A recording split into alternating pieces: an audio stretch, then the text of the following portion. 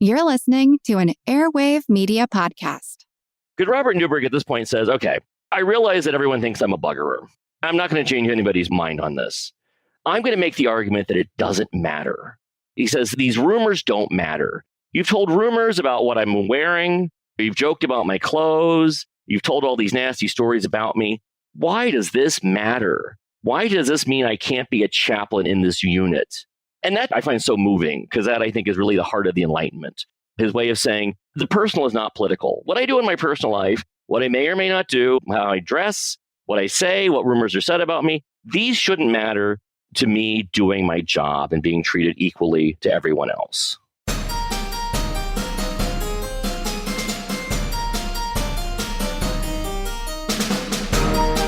Hello, and welcome to episode 414 of Ben Franklin's World, the podcast dedicated to helping you learn more about how the people and events of our early American past have shaped the present-day world we live in.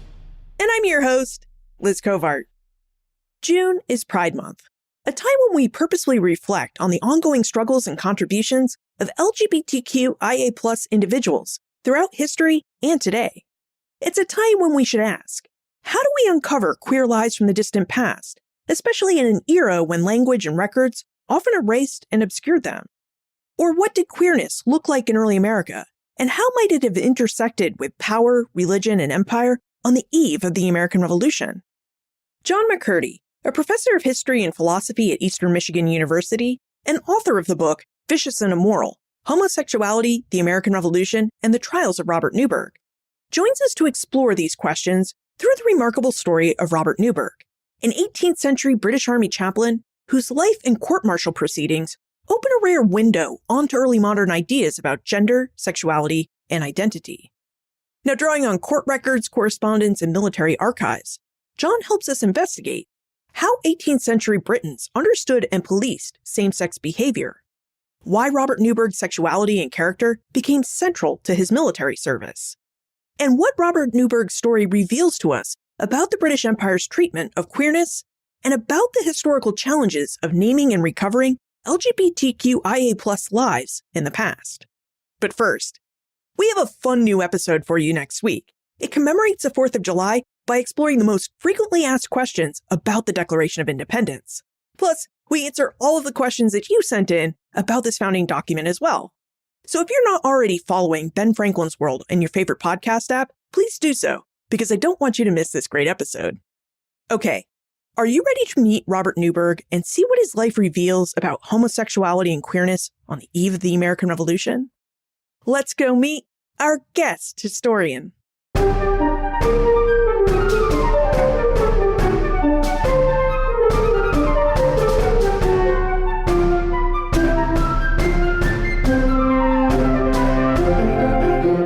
Our guest is a professor of history and philosophy at Eastern Michigan University. His research expertise is in the fields of colonial and revolutionary America, gender, and LGBTQ+ history. He is the author of 3 books, including Quarters, The Accommodation of the British Army and the Coming of the American Revolution, and, most recently, Vicious and Immoral, Homosexuality, the American Revolution, and the Trials of Robert Newburgh. Welcome to Ben Franklin's World, John McCurdy. Thank you. Thank you for having me. Now, in Vicious and Immoral, John uses the court-martial proceedings against British chaplain Robert Newburgh as a window onto the British military on the eve of the American Revolution and onto 18th century British and American ideas about queerness. John, who is Robert Newburgh and how did you find him? What made you want to write a book about this unknown chaplain's court-martial proceedings? Sure. Well, as you mentioned, I had previously written a book called Quarters, which I researched primarily at the William Clements Library in Ann Arbor, Michigan. And while I was researching that, I came upon this trial transcript that had something to do with buggery. And when I read through it, I realized I didn't know any of the names of the people involved. It wasn't related to quartering British soldiers. So I set it aside. I thought, well, maybe this could be an article or something like that. After I finished Quarters, I started digging around. Could I do something with this strange little trial and these people I didn't recognize? I did some more research. I went to the UK National Archives at Kew. I found 6 more trials related to Robert Newburgh, who was the man I focused on in the original trial. And these were all over about a 2-year period of time. These were incredibly detailed. And I thought, well, this isn't going to make a very good article because it'll take me forever to explain who all these people are and what's going on in order to get to the point I want to get to, which is the sexuality, the buggery part. So I decided a book would be the best form of dissemination, that I could really delve into the stories of the individuals. And so I decided I was going to make it a microhistory and really focus on this one person, his experiences, the various cases it involved. And I thought maybe this could be part of a larger work, but I didn't want this story to get lost. I didn't want this to be one chapter out of a series of other chapters, and then it would lose a lot of this detail. I had this on my list of questions to ask you a bit later, but can we talk about the terminology that we're going to use to discuss ideas about gender, sexuality, and homosexuality in the 18th century? You've already used the terms queerness and buggery, and your title uses the term homosexuality. So what language should we use and will we use so that we can be respectful of both the people from the past and our own modern ideas of homosexuality? Sure. The terminology is a real problem. Maybe the problems are too strong of a word, but it's a bit of a pain sometimes to deal with because obviously the term homosexual doesn't exist in the 18th century. It's a 19th century invention. So the terminology is always shifting, and with that changing terminology is also changing ideas. So when we talk about homosexual, that's a person with a specific identity. I am a gay man. I identify as a homosexual. But you not only do not have that term existing in the 18th century, you aren't really going to have people saying, I identify as a whatever they would have called them. So the terminology is one of the issues to go with. Looking through the materials related to Robert Newburgh, the term that is preferred is buggery and buggerer. And this is a term that comes into popularity really in the 16th century in England. It's connected to a law. There's a law passed under Henry VIII that makes both sodomy and bestiality capital crime. So buggery can encompass both of those. And that's the term that's used. Occasionally, sodomy is referred to. Occasionally, there's some other terms to complicate this even further. Many times when people are talking about same-sex intimacy, they don't want to give a name to it. So that's also interesting. Sometimes you're reading through these records thinking, I think they're talking about this, but I'm not entirely sure. Is the fact that in our own modern day, we have many terms to discuss queerness, but in the 18th century, there were so few terms to use to discuss queerness. Is that part of what makes researching LGBTQ AI plus topics in early America so difficult? I think so, yeah. So this is one of the reasons I wanted to write this book, in addition to I thought it was just a great story. But it's really hard to find good sources. If you look through legal sources connected to sodomy trials, one, that's a problem because you're looking at certain type of documentation. You're really not getting the people themselves talking about what they experienced. But they're also very short. Courts martial, records from the Old Bailey, legal cases, they're all very brief. There's usually a couple sentences. There are also good 18th century sources that are literary and popular, sort of making fun of people for being queer or what we would call queer. But these aren't usually attached to actual people. So the sources are really hard to get a handle on. And I think that this is why a lot of historians have shied away from trying to connect the revolution to LGBTQ plus issues, which is something I wanted to do in this book. Historians of the revolution, I am one, tend to not do this, get into sexuality. Again, there's a lack of sources. It's hard to make a case if you don't have good sources. But also historians of sexuality, specifically queer scholars, don't really look into the revolution. It's hard to think about that event or that series of events and how it connects to changing ideas of identity. William Benjamin, I think, is the only person I've read who tries to put these two together in some way. But I thought that Robert Newburgh's trial would be an opportunity to do this because the sources I found were so rich. They are explicit in descriptions of what people are doing, what people are saying about Newburgh, and they're also happening on the eve of the American Revolution. The court-martial that makes up the bulk of the book takes place in 1774. Various people in the trial are involved in the American Revolution, either on one side of the war or the other. And I think most importantly, the ideas of the American Revolution come through in what we see in the trials. Well, let's dig through these sources and the fascinating story of Robert Newburgh. Now, Robert Newburgh was from Ireland, where England, later Great Britain, experimented with colonization programs long before it even attempted to colonize North America. John, would you tell us about Ireland and England, later Great Britain's colonization practices there, and why this history is essential for our understanding of the context for Robert Newburgh and the American Revolution? Sure. So Ireland in the 18th century was really a British colony. This was, of course, a conquest that stretched back hundreds of years. But by the 18th century, it was people of English descent who controlled most of the land. They controlled almost all of the power. They controlled Parliament. They had forced the native Irish, the Gaels, out of power. They passed test acts and other laws against Roman Catholics to keep them out of power, to keep them from having control of their own country. But then this also meant that Ireland was a place for the ambitious Englishman and lesser the ambitious English woman to come and really make a name for themselves.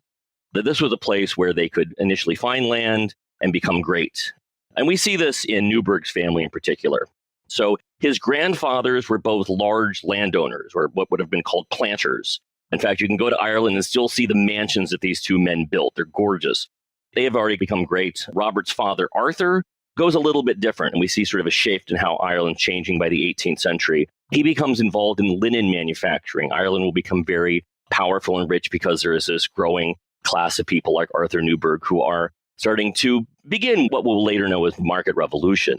And so it's that type of ambition that's going to get going. The final point I would make, thinking about Ireland, especially in comparison to North America, is that by the 18th century, you already have Anglo-Irish people, is what we would call them, who are saying, we don't want to be a colony anymore. We should rule ourselves. They become critical of Parliament. They're critical of the king. Some of these people call themselves patriots. They start planning out independence. And we know that eventually the Irish people will launch an independence movement against England in 1798. Unfortunately, it's a huge failure, and Ireland is even more colonized and conquered by the British by that point. And what do we know about Robert Newburgh and his life in Ireland? How did Robert Newburgh fit within the bigger story of English colonization in Ireland? Sure. So, as I mentioned, his father was part of the linen board, and this gave the family some money, gave them some prominence. But the Newburghs, they're not at the top. Robert's father doesn't sit in Parliament. His grandfathers have, but his father doesn't. They don't have access to that top power. In many ways, we would describe the Newburghs as a middling sort. Middle class doesn't really work here, but this is a group that is going to become more powerful based upon work and knowledge. Robert is born in Donnybrook in 1742. Donnybrook is a suburb on the south side of Dublin, which also means this is also putting Robert and his family in a city, Dublin, that's growing, very much like Philadelphia in this moment. It's expanding from sort of a little village into this major world metropolitan area. Robert, we know, grows up with some privilege. He speaks Latin. He knows horse riding. He has a private tutor, is how he learns his studies, which is interesting because most middling men at this era would have gone to a diocesan school. He has servants. We know that the family has a number of servants. The last thing that's really important about Robert Newburgh's boyhood is that he's sickly. He's a sickly child, and this follows him throughout his life. And one of the reasons we know this is because of the sickness that we know he has a servant who's personally attached to him, basically a valet, who will follow him around and be quite intimate with Robert in his boyhood and also as a young man. Something else I found interesting about Robert Newburgh's early life, in your book, Vicious and Immoral, you note that he was a younger son, and yet his family paid for him to go to Trinity College and receive this high-quality education. And in North America during the same time period, college was something that was financially out of reach for most middling families. Yeah, no, certainly. And I don't know how expensive Trinity would have been. Again, the family seemed to have enough money to send him there. He doesn't receive a scholarship, as some people who attend Trinity do. So the family has enough money to send him. But again, I think this is his inheritance. So the older brothers receive land or other gifts from grandparents and the parents. I think this is what Robert received. And in some sense, it's almost like the aristocratic families of the same era, where the oldest son gets the right of primogeniture, gets all the land. The younger sons go into one of the professions, either the church or the army. Robert goes into both. Yeah. And why do you think Robert went into the Anglican ministry? And how would he have even gone about becoming an Anglican priest? Did you ever find what the allure of religion was for Robert Newburgh? That's a good question, because one of the things I was frustrated by in my research, Robert doesn't leave behind sermons or religious tracts. He doesn't seem to ever write these. So it's hard to get a sense of his theology and his religiosity. Like, why is he drawn to the church? And I think there's the sort of the practical matter. You could say, well, if you go into the priesthood, you're going to find steady work. For some, it can become an access to power, an influence. But I also think, reading through the court martials, Robert Newburgh has a great deal of Christian compassion. And I think this is what truly brings him into the church and motivates him to be a priest. The final piece of this is he has an uncle. His mother's brother, Henry, had also attended Trinity, had also become an Anglican priest. I think Robert, it looks like, probably studies with his uncle, and this is how he learned to become a priest. There's not really a seminary in that sense in the 18th century. I mean, there's not really medical schools or law schools either. You go to college, receive a basic education, and then you go and apprentice a man who's doing that profession. And this is probably what Robert does. He probably studies with his uncle, Henry, up in Tyrone County and learns to become a priest that way. You mentioned that Newburgh had a great sense of Christian compassion. So we can best understand Robert, what did Christian compassion mean in the 18th century? So Robert is a man of great privilege, but I also think he's not focused just on becoming greater and wealthier. He really does seem to take an interest in men who are struggling, in lower men, in those who don't have as much as him. And we really see this in the army when he takes on a case of a private who finds himself in a world of hurt based on a series of bad choices. And Robert says, I got to be the person who stands up for him. And I think we see that sort of throughout his life. The other thing I would connect this to is there is this emerging notion. I mean, the Enlightenment is starting to have an effect upon Anglicanism in the 18th century. They're not moving away from the God-centered universe per se, but moving toward a notion of there is a general human family that all humans are obliged to help each other. It'd be a very rudimentary form of what we would later recognize as equality, of a human equality. And that's happening here. And I think Robert is maybe some of this first generation starting to say, it's not just about privilege, it's not just about eliteness. I have a connection to much more common men than myself. Now, when we've spoken with other scholars about the 18th century British Army, it seemed to be the place where you would go if you had no other choice. The army is where you could go to make a living wage, have clothing on your back, food in your belly, and a roof over your head. And this situation, of course, was for regular soldiers, not for officers and more elite men like Robert Newburgh. But John, you make the point in your book, Vicious and Immoral, that when elite younger sons like Robert Newburgh needed a profession, they would sometimes join the army, especially if they didn't stand to inherit a large estate or a big tract of land or a sum of money. So what do we know about Robert Newburgh's decision to join the British Army as a chaplain? Was this a decision made because he failed to make a living as a civilian chaplain in Ireland? That's a good point. So his uncle had a pretty nice parish, and he was earning about £300 a year. So that's not bad money in the 18th century. Robert can't quite land a parish. He never becomes a rector, which would be sort of an established minister in a church.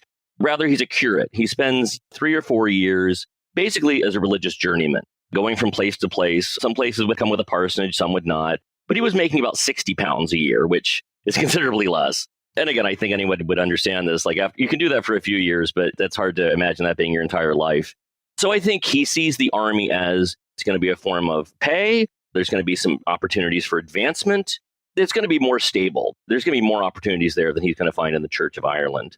The other point I would add to the army is Robert's choosing to go into the army, right? He has to purchase his way in. And he's doing this because he wants to. And he says in one of his writings, he wants to see America. He wants to travel. He wants some of that adventure. This is very common, I think, with other young men who join the army, whether as officers or enlisted men, that there's some allure, especially for an ambitious man. You might go into the army and spend some time in North America, after which you can leave the army, acquire land, maybe find a wife, have a family. So those would also be potential motivations for Robert Newburgh to join the army. In our American context, we're used to people joining the army or any division of the armed service, and maybe they start out as a junior officer or an enlisted person, but they work their way up the leadership ladder. That leadership is really determined by merit. But it sounds like in the 18th century British Army, leadership was about the cost of a commission and whether someone could afford to buy their rank in the army. So would you tell us a bit more about the British Army and its structure and what its leadership was like if wealthy second and third sons could just buy their commissions? Sort of the old adage of the army is it follows the English society already, right? Of commons, lords, and king. King is the head of the whole thing. The aristocrats make up the officer corps, and the common people make up the enlisted ranks. It's not entirely what's going on by the 18th century, but there's a hint of that there. So you have to purchase your way in. We don't have records of Robert Newburgh's purchase of a commission. It probably was about £500, which, again, comparing to the fact that his uncle was earning £300 a year, thought that was pretty good money. It's a sizable investment. But it's also not money that's lost. So Robert purchases a commission in the army for probably around £500. When he leaves the army, he can sell his commission again and will get that money back. While he's in the army, he will make a salary. He will be, of course, charged for his food, his clothes, anything else he wants, but he will have enough money to certainly get by and maybe save a little on the side. Some men do go up through the ranks. So usually you would purchase as an ensign or a lieutenant and then be promoted up into a captaincy or on up. This would take many years. It'd be more difficult for Robert to do this because he's purchasing a chaplaincy, which is sort of a rank by itself. There's no promotion as chaplain. You don't become super chaplain. That's going to be his status within the army. And what about the Royal Irish Army Regiment that Newburgh joined? You make it clear in Vicious and Immoral that Newburgh had to do a bit of research about which regiment he should join, and then he had to do a bit of politicking to be able to get his commission in the regiment. So, would you tell us why Robert chose to buy a commission in the Royal Irish Regiment?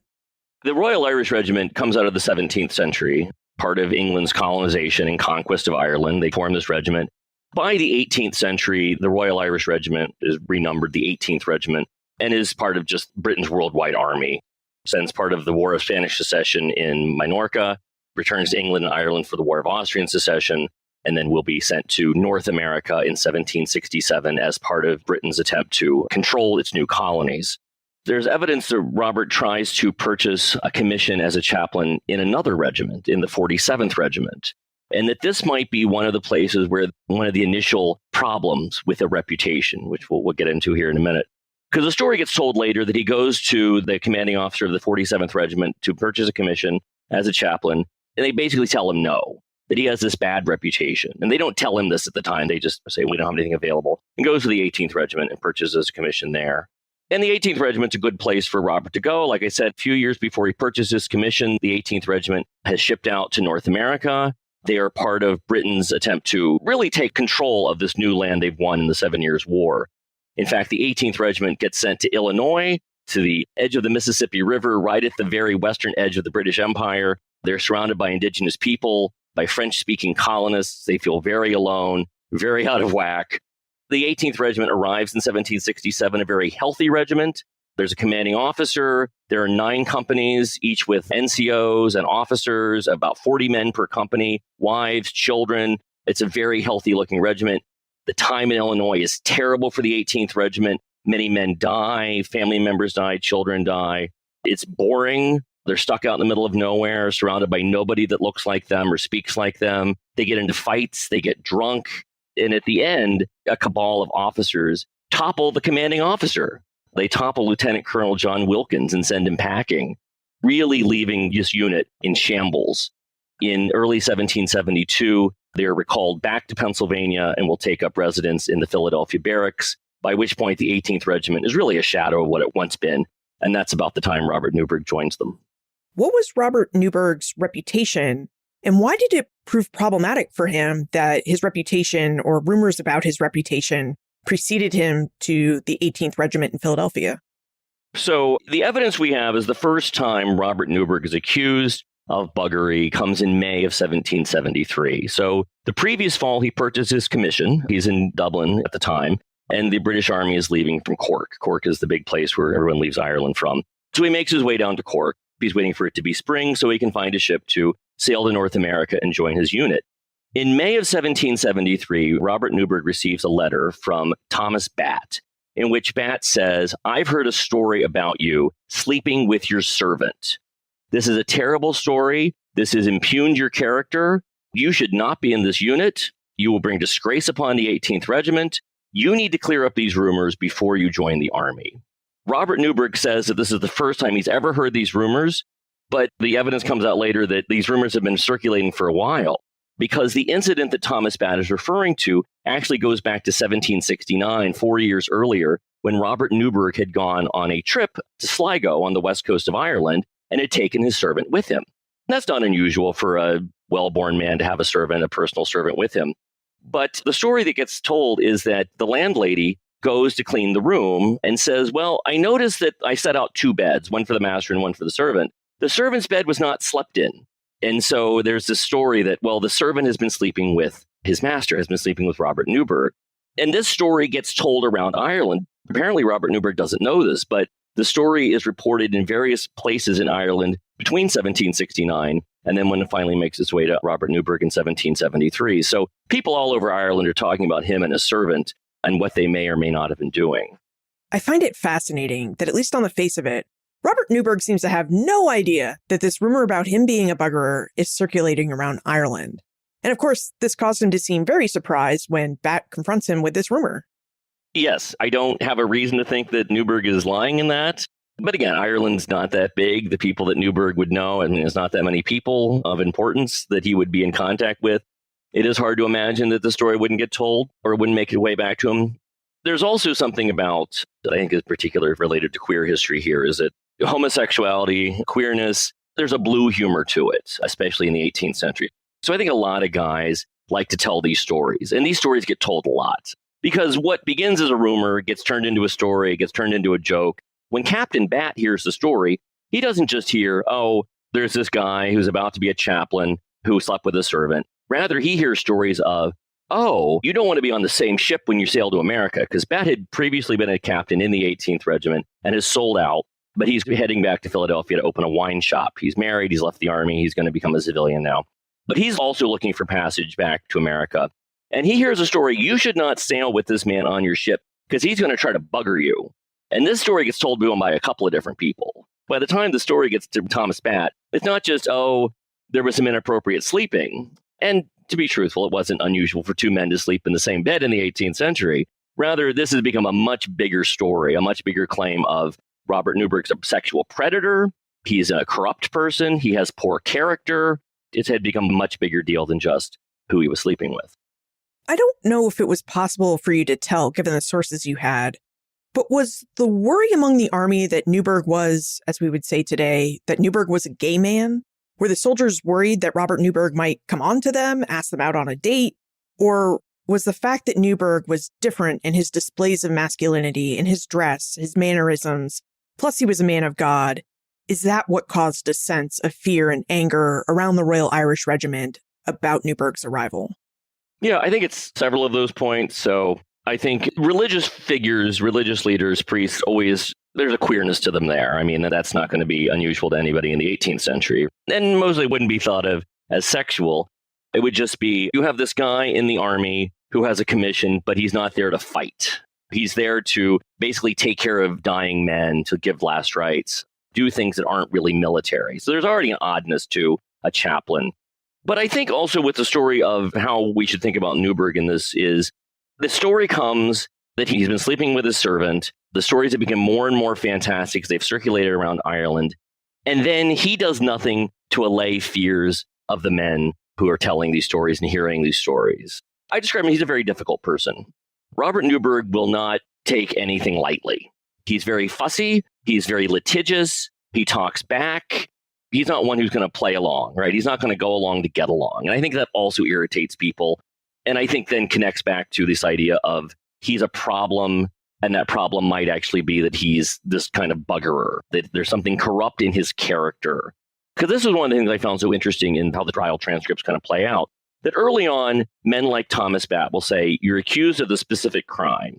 You're accused of having had sex with a man. And they go into detail of what this is. And here's where we get the fantastic stories. But it doesn't look like Robert Newburgh ever repeats this once he makes it to America and once he's in the army. So there's no hard evidence for the army to attack him as being a sexual being, a man who's having sex. They can't prosecute him for that. So they start talking about his character.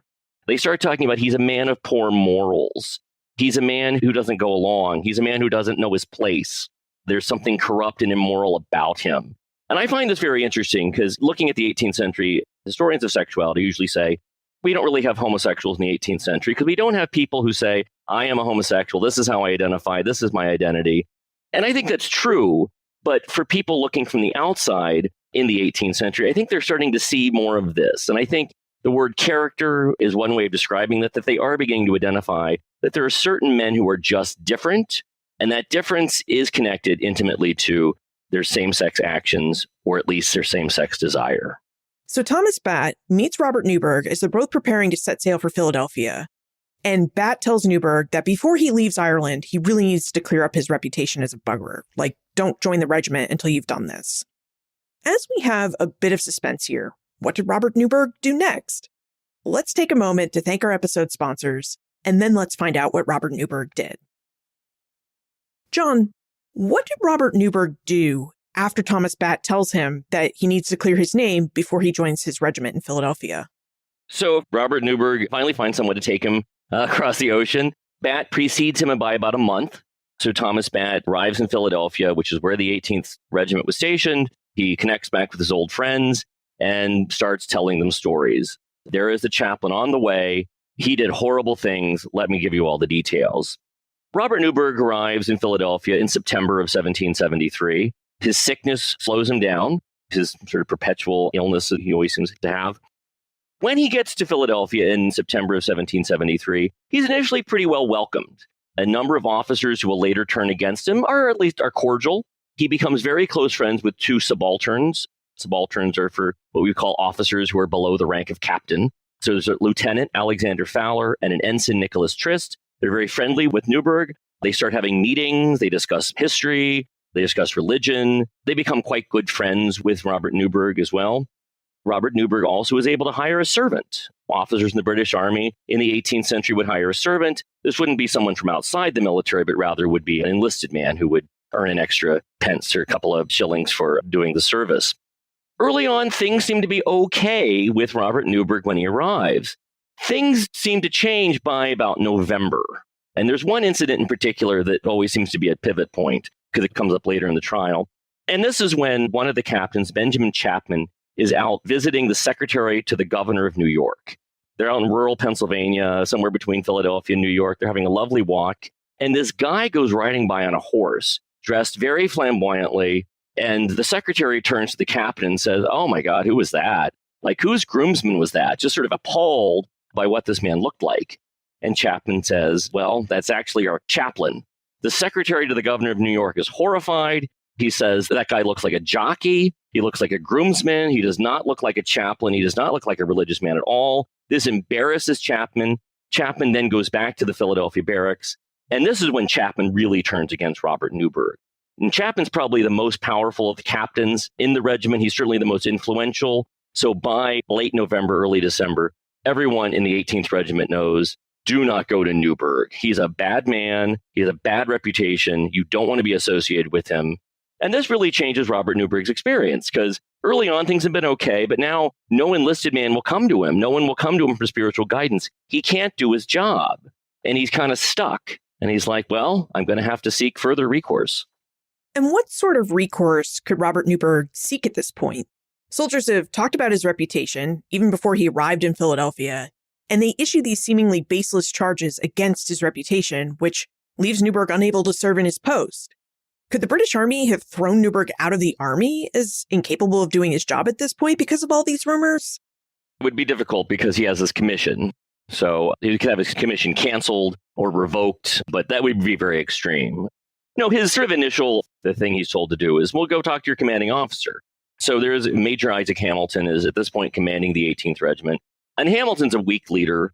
And Hamilton says, well, I don't know what we can really do here. Finally, Hamilton will say, well, why don't you just go back to Ireland? All of these rumors seem to come from Ireland. Why don't you just go back there, silence the rumors, and then you can come back and join us. Your reputation will be cleared and all these nasty stories will go away. But Newburgh knows that this won't work. If he leaves Philadelphia, leaves his regiment with this cloud over his head, he's probably never coming back. And this is going to be a problem. He realizes that if he wants to preserve his commission, preserve his rank in the army, he's going to have to stay and fight. And so with the commanding officer not really giving him any help, Robert Newburgh turns to civil officials. He sues Thomas Batt. He says, you have been talking about me behind my back, calling me all sorts of nasty things. That's illegal. I want civil damages. And so files case in court. And this is where the trials start beginning with civil trials. Nothing really comes out of it. But what Newburgh is wanting is he wants Thomas Batt and then later other men who have accused him of buggery to say, I was wrong. This man is not a buggerer. There's no problem here. They won't do it. They won't do it. And the civil courts then is now stretch on. Justice moves very slowly. So then Robert Newburgh starts looking for other avenues to improve his reputation. He insists on a court-martial against the adjutant. In December of 1773, he goes to live in the barracks. When Robert Newburgh first arrives, he lives in a tavern in Philadelphia.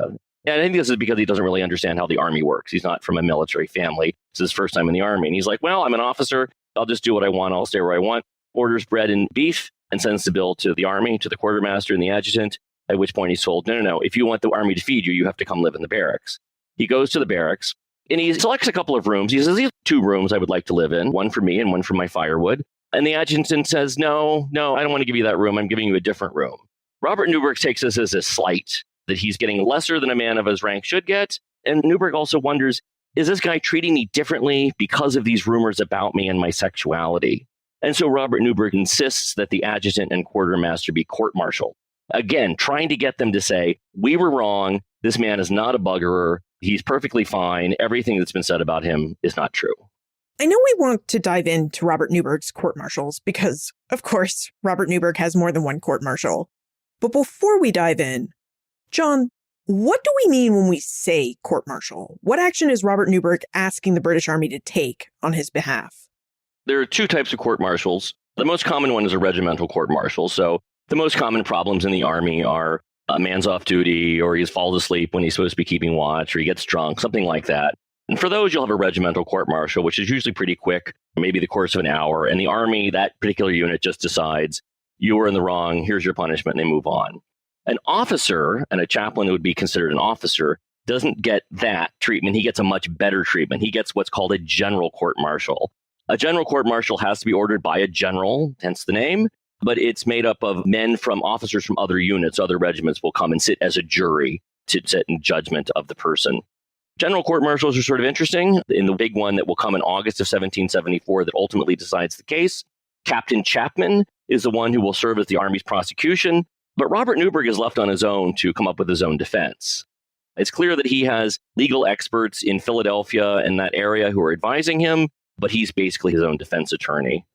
Why was he left alone to make his defense? Did the Army not have lawyers to represent people in court-martials during the 18th century? It just seems like the advice out there that one always hears about is don't defend yourself, but perhaps that's just modern advice. It is. The problem that they reach is the Army can decide to seal itself off from the civilian community. And so no civilians are allowed at Robert Newburgh's courts-martial. And so this is the problem. All of his lawyers are civilians, and the Army just won't allow them in. So they're like, yeah, you're on your own, man. Now, Robert Newburgh had a couple of different court-martial proceedings. Would you provide us with an overview of Newburgh's request for court-martials and what happened during these different proceedings? So there's the court-martial where he court-martials the quartermaster and adjutant, which doesn't work out for him. The quartermaster and adjutant is found to be fine. He's not said anything wrong. The Army has a court of inquiry. So this is sort of like a pre-trial trial. Is there enough evidence to move forward toward a general court-martial? So they have one of these among the unit.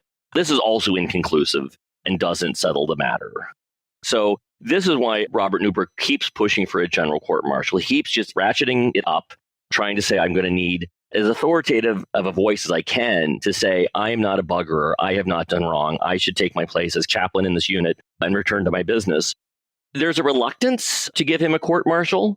The Army doesn't want to grant one. The commander-in-chief of North America at this point is Thomas Gage, General Gage. General Gage does not want a court-martial. He says, we don't have the evidence. This is just going to make everybody upset. And this is a regiment that's already a mess. This is going to make matters much, much worse. But Gage eventually will say, but apparently there's no other way of settling this matter. Everyone is in such high dudgeon that Gage will order the court-martial against his own wishes. So the idea is this is going to be a general court-martial that's going to solve this issue. It's taken out of the hands of the regiment. So Newburgh and those men who are prosecuting this case and witnesses, they all leave Philadelphia and go to New York City. So the matters can be closer to legal officials within the British Army, and also to be surrounded by men who are not on the 18th Regiment who will be sitting in judgment of Robert Newburgh. Interestingly, in Vicious and Immoral, your book, you note that Robert Newburgh mostly wanted a court-martial proceeding because he wanted to prove that he wasn't a buggerer. But when he finally received permission from General Thomas Gage to have a court-martial, Gage stipulated that he couldn't have a trial about whether he was a buggerer because Gage didn't want the British Army dealing with this issue of sexuality. Yeah, it is an interesting thing, and I'm guessing at some parts of this, but in order to get the court-martial, in order to force the court-martial, to force Gage's hand, Newburgh convinces an enlisted man to say, I won't serve under this chaplain because of his reputation, because he's a buggerer. And it's interesting, because Newburgh admits that he did all of this behind the scenes, that he got this guy to make this accusation. Part of this logic is the man who makes the accusation is married, he's just had a child, he's very conspicuously heterosexual, so there's no insinuation that Newburgh and this man had been having a sexual relationship. So the man says, I can't serve under this man because the chaplain is a buggerer, at which point then the Army has to act, like a formal crime has been accused. But the Army also realizes, and I'm not sure how much of this is the Army and how much of this is Captain Chaplain, says, well, this is going to be impossible to prove. Again, we don't have evidence. No one will come forward and say they've had sex with this man. No one's seen them in flagrante delicto. Like, there's no one has seen Robert Newburgh and another man having sex. This is going to be impossible to prove. And we don't actually need it. By this point, we have all this other evidence from previous courts-martial that we can accuse Newburgh of lying under oath, of telling falsehoods, of disrespecting his commanding officer, of manipulating enlisted men to defy their superiors. We have plenty of stuff, plenty of charges, and much more solid evidence. And so when Chaplain begins the case, he says, I'm not going to prosecute him for buggery. I'm going to let that aside. But this is, I think, the thing that's important here. The Army doesn't prosecute Newburgh for buggery, but they do prosecute him as a buggerer. So laced through all the other charges is this idea that he is a corrupt man. He's looking to defy the moral order, upend natural hierarchy, and destroy the Army and possibly the British Army from the inside, all of which is linked to his sexual desire. So from this standpoint, Newburgh was trying to clear his reputation to say, I am not a buggerer. I'm actually an upstanding subject.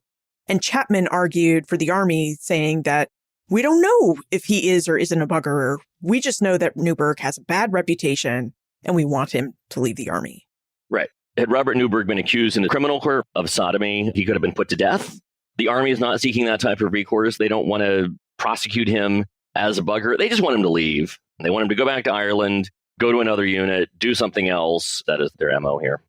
So what happened with this strategy? How did Newburgh's penultimate August 1774 court-martial play out? Sure. So it's quite a trial. It goes on for 3 weeks. The transcript of the court-martial is about 200 pages. This is a massive case that goes on and on. There are dozens of witnesses. It's a long trial. And again, Captain Chaplain is leading the prosecution and touches on all the various points. He disrespected his commanding officer. He told lies under oath, et cetera, et cetera. The heart of the Army's case revolves around Private Nicholas Gaffney. Private Nicholas Gaffney is a private in the 18th Regiment who had been out with the 18th Regiment when they were in Illinois.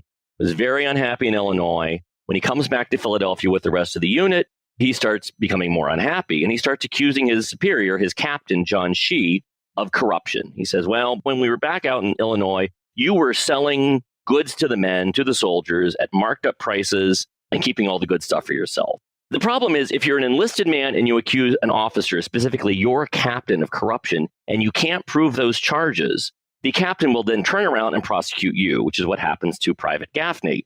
So the Army prosecutes him. You've been speaking ill of your captain, you're being a problem. The Army holds a court-martial of Nicholas Gaffney. Nicholas Gaffney doesn't know what he's doing. He's a common man. He's a carpenter, doesn't have a lot of knowledge of reading. He's Irish. People have become very worried because they know that if he is found guilty, which he is found guilty, he's going to face severe punishment. So a group of people prevail upon Newburgh. And this I find an interesting part of the story. It's some elite men and women in Philadelphia. It's some civilians in Philadelphia who say, we've heard the story that there's an enlisted man who's going to trial. He's going to lose. And if he loses, he's going to be sentenced to 1,000 lashes. This is cruel. This is far crueler than anyone in America can imagine. And so they say, can you help this man? And Robert Newburgh says yes. And again, I think this is where his Christian compassion really comes out. He says, yes, this is my duty as a chaplain and also as a Christian. And Newburgh tries to arrange a lawyer to come meet with Gaffney. He can't get anyone to go there. And so finally, Newburgh says, I'll take over your defense. So he organizes some witnesses and writes Gaffney's closing argument at his court-martial. Gaffney is found guilty. He is convicted. He's sentenced to 1,000 lashes. He only receives a portion of that because they can't give him the full 1,000 because they're convinced they're going to kill him to give him that many lashes. But then the story comes out, and the story starts getting told as, this isn't Robert Newburgh, the chaplain, being compassionate and trying to help a guy who, ended up down on his luck. This is the heart of the buggerer. He is trying to sow dissension within the unit. Gaffney wouldn't have had this idea to accuse his captain of corruption had it not been for Newburgh undermining him and manipulating him. And so at Robert Newburgh's court-martial in August of 1774, the Army, Captain Chaplain, brings forward Private Gaffney. And they say, what happened? And Gaffney says, oh, well, while we were working on my defense back for my trial, we went to his room. We were alone in his room. We drank together. Robert Newburgh told very lewd stories. He made jokes about other cases involving pedophilia. This is a really corrupt man. And Gaffney, of course, never says, and Captain Chaplain never insinuates, that Gaffney and Newburgh had a sexual relationship. He doesn't have to. It's this sense of the sexual underpinning to the whole thing. Newburgh, in his corrupt desire, he might have sexual designs on Gaffney or not. His real point is to undermine the British Army, which he hates, to bring it down. And so the army brings forward Gaffney to say terrible things about Robert Newburgh, which Robert Newburgh's very offended by. He's like, I tried to help this guy, and now he's turning on me and saying all these terrible things about me, and is now the star witness in the case against me. That becomes the heart of the case.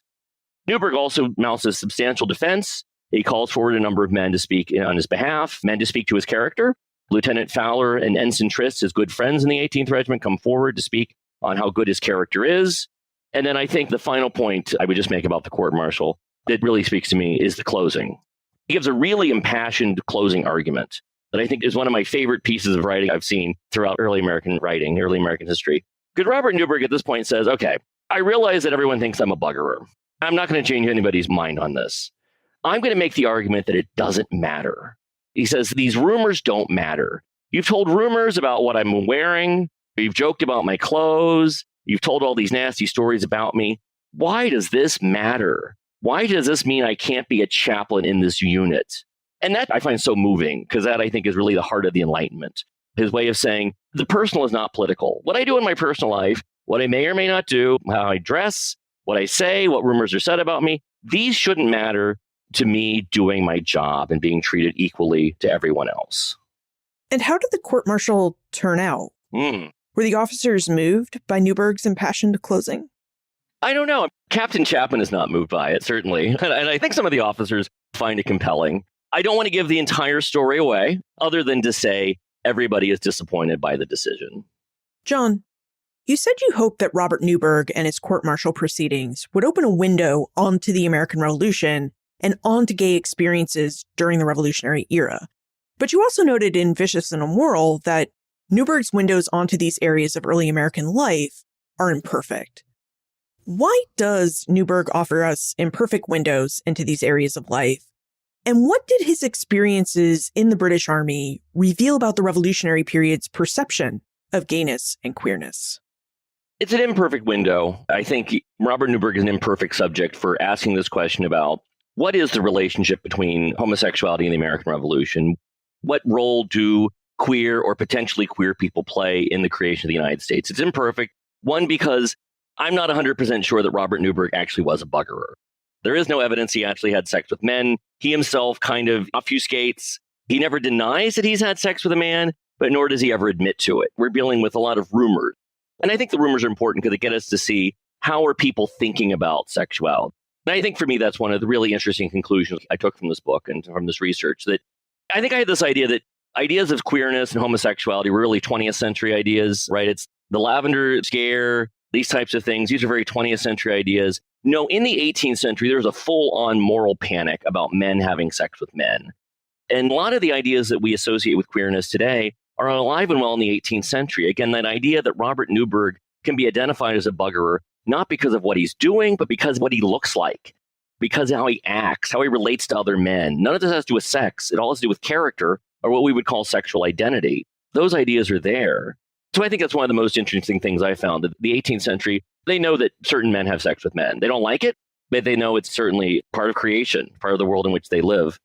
The other thing that I really took from this book was, I think we do begin to see a separation on American versus British views on sexuality. And I don't want to overemphasize this point too much, but I would say by the 18th century, the British are in a full-on moral panic about men having sex with men. And this is certainly true in the ideas of the officers like Chaplain and Batt. They're really worried that a man accused of buggery is going to harm the reputation of the British Army, the British Empire, the entire scheme, moral order of which they're a part of. Americans, the colonists, they don't like homosexuality either. Sodomy is a capital crime in all 13 colonies. They don't like it. But there doesn't seem to be that same moral panic. We know that men aren't being prosecuted for sodomy in America at anywhere near the rates they're being prosecuted in England. And when they are prosecuted, rarely is anyone ever put to death in America. I think some of this has to do with there aren't cities the same way there are in England. We don't have molly houses in America the way you have in London. But I think there's also a sense of sort of a live and let live attitude in the American colonies. And I say that connect back to Newburgh's trial because I think we see this borne out in his enemies and his allies. So the men who were opposed to Robert Newburgh staying in the army, men like Thomas Batt and Benjamin Chapman, They stay loyal to king and country. They will fight in the American Revolution on behalf of the king. They serve out their tenure, will retire, move back to England, and live out their lives. They never give up their loyalty to the king. The men who support Robert Newburgh, Alexander Fowler, and Ensign Nicholas Trist, they will leave the British Army and become American citizens. Trist begins a plantation in Louisiana. Fowler moves out to Pittsburgh, where he becomes a merchant. Fowler becomes active in Democratic Republican politics, becomes very active in Thomas Jefferson's party in the early 1800s. So there is this division about whether you supported Newburgh or whether you opposed him. And that really sort of divides, I think, views on sexuality. The one person who contravenes all of this is, of course, Robert Newburgh himself. Robert Newburgh doesn't leave the British Army. He transfers to a different unit. He transfers to the 15th Regiment and will serve out the American Revolution as loyal to King George III, loyal chaplain in the 15th Regiment. During the Revolution, he will retire, return to Ireland, and live out his life there. He never renounces Britain. He never renounces its imperial enterprise. Well, John, now it's time for our segment 1776 in Context. Now that we're in the midst of the 250th anniversary of the American Revolution, in what ways do you think the American Revolution created opportunities for homosexual and queer individuals? And in what ways do you think it may have limited or closed opportunities for them? Again, I think in terms of opportunities, I'm going to make much more of a strenuous case for opportunities here. But I think there was a resistance on the part of the colonists and later the American people against the sort of harsh rule against men who have sex with men. And probably my clearest evidence for this is always Pennsylvania. Pennsylvania, founded by Quakers, did not want to make sodomy a capital crime. They have to because the British government says you have to do this. All laws in your colony have to follow British laws, and it's a capital crime in Britain. It's a capital crime in Pennsylvania. One of the first acts of Pennsylvania after independence is to repeal that. They don't get rid of the sodomy law, but they say we no longer want this law on our book saying a man should be put to death for having sex with another man. There is a push of Americans to say, we are imagining ourselves as a different world, as it having different morals, different priorities. They're not going to say, we want to be a place where men who have sex with men want to come and settle. No American is saying that. But I think they're open to the possibility that there doesn't need to be the same rule that had been in England in place in America. And I think some of this is also key to the revolution. The part of the revolution is about constraining the government, is about separating power, dividing power, saying things like morals should not be in the hands of the government. Some of this has to do with the disestablishment of the church. We don't want morals charges, who's having sex with who, to be held up in criminal court. If churches want to deal with it, that's fine. But criminal court people shouldn't be prosecuted for what they're doing personally. And I think there's a legacy of that, certainly, within the United States. The other side, the limits, the United States will, of course, also become this major power. We know that happens in the 19th and 20th century. It industrializes, it has urban areas. Homosexual population becomes much more conspicuous over the course of the 19th century and the 20th century, to the point that by the time we get to the turn of the 20th century, we know that the United States looks a lot more like 18th century Britain. It's beginning to have a moral panic. It's beginning to fear that there are homosexuals everywhere, infiltrating the highest ranks of the government, and really see this as threatening not just to moral order, but the society as a whole.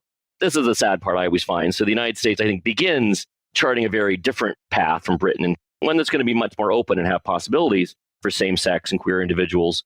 By the 20th century, the United States and Britain are basically the same. John, now that you've finished with Vicious and Immoral, are you working on a third book about the British Army in Revolutionary America, or are you shifting gears to a new topic? I'm not writing a book right now. Books, as you know, take a long time to write. I'm not sure what I want my next 10-year commitment to be. So I'm doing more with queer history. So there were a couple of stories that came out of the Robert Newburgh book that I want to dig into more deeply. So I'm working on a couple of articles. One about Archbishop George Stone, who was Archbishop of Armagh in Ireland. And there's a great deal of pamphlets that are published about what a buggerer he is, which I think is really interesting sort of insight into how people are talking about this in the 1750s in Ireland. I'm also curious about the story of George Germain, or Lord George Sackville, who is the Secretary of State for the colonies during the American Revolution, one of the minds behind the revolution, at least on the British side, trying to run this war. It has long been reported this man is a homosexual. And so I'm also following these pamphlets because it's several times in his life, these stories get reported about his same-sex affection. I'm curious what those are and what they tell us.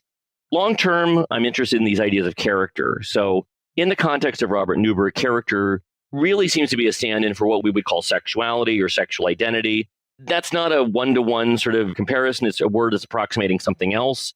But I'm curious more about character as an idea and how that's describing individuals in the 18th century and how that might be a way for us to think about how the individual is understood in the 18th century, apart from ideas of race, gender, or even sexuality.